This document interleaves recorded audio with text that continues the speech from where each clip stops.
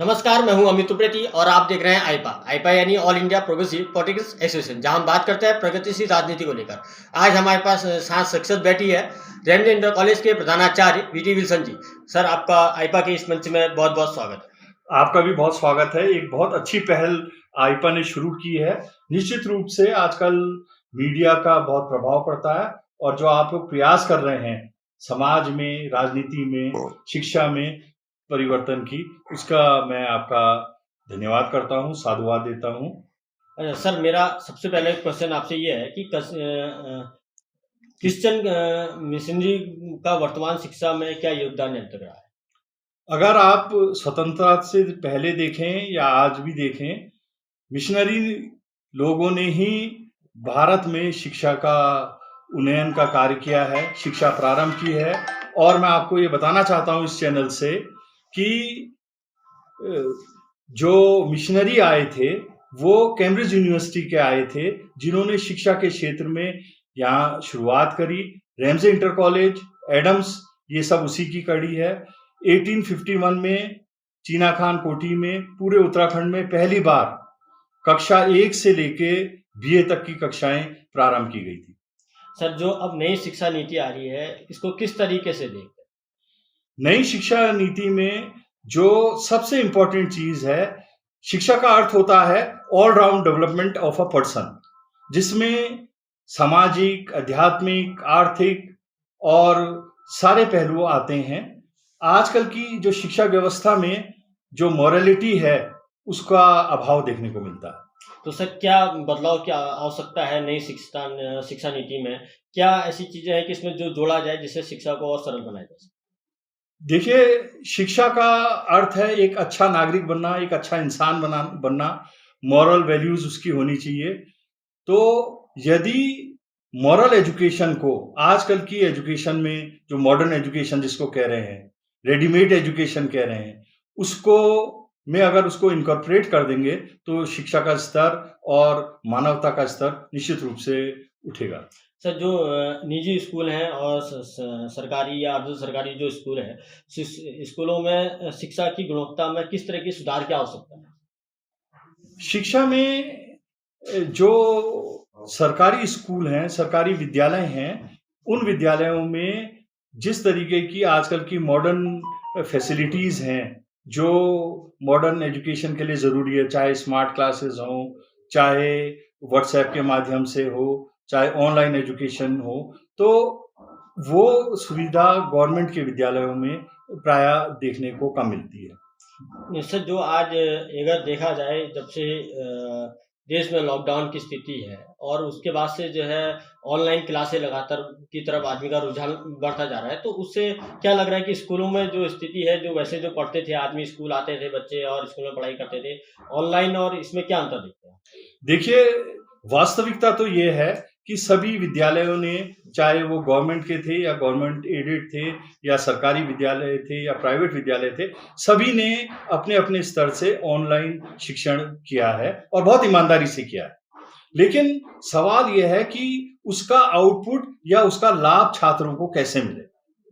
जिस तरीके के छात्र आजकल सरकारी विद्यालयों में और सरकारी विद्यालयों में आ रहे हैं, उन विद्यालयों में उन बच्चों के पास वो फैसिलिटीज नहीं है जो अन्य विद्यालयों में होती हैं।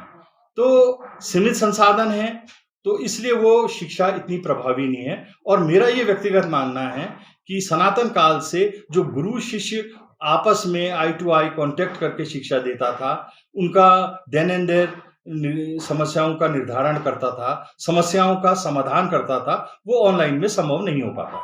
सर, आज क्या कारण है? एक तरह अगर देखा जाए प्राइवेट स्कूल हैं और एक तरफ सरकारी या अर्ध सरकारी स्कूल है। लोगों का रुझान प्राइवेट स्कूलों की तरफ ज़्यादा और लेकिन सरकारी स्कूलों की तरफ कम है। और अगर देखते हैं तो सरकारी स्कूलों में जो छात्रों की संख्या, छात्राओं की संख्या लगातार कम होती जा रही है, प्राइवेट स्कूलों की तरफ रुझान बढ़ रहा है, वहाँ संख्या ज़्यादा है। इसके ये एक विषयगत संगत विषय है। देखिए, जहाँ तक आप ये छात्र संख्या के विषय में पूछ रहे हैं, इसके कई कारण हैं। सबसे पहला बड़ा कारण है कि बहुत से विद्यालय जो पाए जाते थे, वो बढ़ गए हैं, उनकी संख्या बढ़ गई है। पलायन हो गया है, छात्र यहाँ से, लोग यहाँ से चले गए हैं। और तीसरा सबसे बड़ा कारण है कि निश्चित रूप से शिक्षक विद्यालयों में नहीं हो पा रहे हैं और इस कारण भी बच्चों की पढ़ाई नहीं हो रही है। पेरेंट्स जागरूक हो गए हैं, चाहे किसी भी तरीके से वो चाहते हैं हमारे बच्चे आगे बढ़ें, इसलिए प्राइवेट विद्यालयों की ओर बच्चे और उनके अभिभावक जा रहे हैं। अन्यथा किसी भी प्रकार की शिक्षकों में कोई कमी नहीं है और सब अपनी ईमानदारी से शिक्षण का कार्य करते हैं। सर, अगर देखा जाए रैमजे इंटर कॉलेज एक ब्रिटिशकालीन सरकार शासन के समय से ही जो है संचालित है और तब से लगातार स्कूल अभी तक संचालित है। तो क्या लगता है कि इस स्कूल में अब क्या नए पाठ्यक्रम होना चाहिए? क्या इसमें बदलाव की आवश्यकता है? देखिए, आपने बहुत अच्छा प्रश्न किया, धन्यवाद आपका। मैं आपके माध्यम से, आपके चैनल के माध्यम से ये बात कहना माँगता हूँ कि पूरे उत्तराखंड में रैमजे इंटर कॉलेज सबसे प्राचीन विद्यालय है, जैसा मैंने पहले भी कहा। यहाँ बीए तक की कक्षाएँ चलती थी और अभी तक कॉमर्स की कक्षाएँ केवल रैमजे इंटर कॉलेज में ही प्राप्त होती थी। ये थोड़ा दुर्भाग्य है कि साइंस हमारे विद्यालय में नहीं हो पाई और जिससे निश्चित रूप से छात्र संख्या में कमी आई है। कॉमर्स केवल इसी विद्यालय में थी, तो बहुत से विद्यालय के छात्र दूर-दूर से इसी विद्यालय में आके शिक्षा ग्रहण करते थे। लेकिन अब प्राइवेट स्कूल्स में भी कॉमर्स की शिक्षा हो गई है और हमारे विद्यालय में साइंस का प्रयास चल रहा है। यद्यपि वित्त-विहीन हमारी कक्षाएँ चल रही हैं और हमारा रिज़ल्ट भी 90% से अबव रहा है, लेकिन वित्त सहित अगर ये मान्यताएँ हो जाएँगी, इसके साथ ही साथ मास कम्युनिकेशन, सेक्रेटरियल कोर्सेज़ और चाहे कारपेंटरी हो, इस तरीके के सब्जेक्ट का प्रयास कर रहे हैं। उसकी टोकन मनी भी हमें मिल गई है, लेकिन कुछ टेक्निकल परेशानियाँ हैं। अगर ये कोर्सेज़ खुल जाएँगी तो जो बच्चे हमारे बाहर मास कम्युनिकेशन के लिए जाते हैं, वो बच्चे यहीं रहेंगे, सेक्रेटरियल कोर्सेज़ के लिए जाते हैं, वो यहीं रहेंगे और यहाँ के बच्चों को लाभ होगा, जो यहाँ के लोगों के लिए होना चाहिए। सर, मेरा अगला क्वेश्चन ये है कि अगर सरकारी स्कूल और अर्ध सरकारी स्कूलों की बात करते हैं, सरकारी स्कूल में पूरा सरकारी तंत्र वहाँ पर है, पूरी सुख-सुविधाएँ वहाँ पर है, उसके बावजूद भी वहाँ पर वो चीज़ें नहीं मिलती हैं। लेकिन अर्ध सरकारी स्कूल जैसे कि अभी आपका रैमजे इंटर कॉलेज, तो क्या-क्या दिक्कतें आपको यहाँ पर सामना करनी पड़ती? देखिए, ये सबसे बड़ा दुर्भाग्य है, जिन मिशनरियों ने या लोगों ने अपनी ज़मीन दान करके शिक्षा का प्रारंभ किया था, उन विद्यालयों में एक डिस्क्रिमिनेशन है। केवल हमको सरकारी जो अध्यापक हैं, उनको तनख्वाह मिलती है, अन्यथा जो भी अन्य फैसिलिटीज़ हैं, जैसे यूनिफ़ॉर्म है, जैसे कॉपी किताबें इत्यादि और चीज़ें हैं, जो साइकिल योजना है, इस तरीके की बहुत सी फैसिलिटीज़ रैमजे में नहीं, जो भी शासकीय विद्यालय हैं, उन बच्चों को नहीं मिल पाती है। साज-सज्जा के लिए हमारे को और विद्यालयों में गवर्नमेंट में 25,000 रुपया मिलता है। हम लोग अपने विद्यालयों को किसी तरीके से भी पुल ऑन कर रहे हैं, चला रहे हैं, जो फैसिलिटीज़ हमारे विद्यालयों में भी होनी चाहिए। तो सर जो जब भी चाहे किसी भी सरकार प्रदेश में रहती है, कई तरह की वो शिक्षाओं को लेकर कई वादे होते हैं, कई तरह की बातें उसमें की जाती हैं और सुधार की बातें। आपको क्या लगता है कि कितना ध्यान सरकारों का इन स्कूलों की तरफ रहता है? सरकारों का अगर ईमानदारी से ऐसा प्रयास होता तो निश्चित रूप से वो सारी सुविधाएँ जो सरकारी स्कूलों में मिलती हैं, वो हमारे विद्यालयों को भी मिलती। सर, अगर देखा जाए प्राइवेट स्कूल और सरकारी स्कूल या अर्ध सरकारी स्कूलों की बात करते हैं, तो अगर सरकारी स्कूल में अगर टीचर की आवश्यकता है तो उसको टीईटी या एमएड या कई तरह के उसमें क्या कहते हैं, पढ़ा-लिखा नौजवान व्यक्ति वहाँ पर टीचिंग अपना करता है। प्राइवेट स्कूलों में देखा जाए तो बीएड हो या ग्रेजुएशन हो तो उसके बाद आदमी को क्या था, उसके बावजूद भी अगर लोगों का ध्यान देखा जाए, पढ़े-लिखे प्राइवेट स्कूलों की तरफ लोगों का रुझान किस तरह से क्यों बढ़ रहा है? क्या कारण इसका मानते हैं?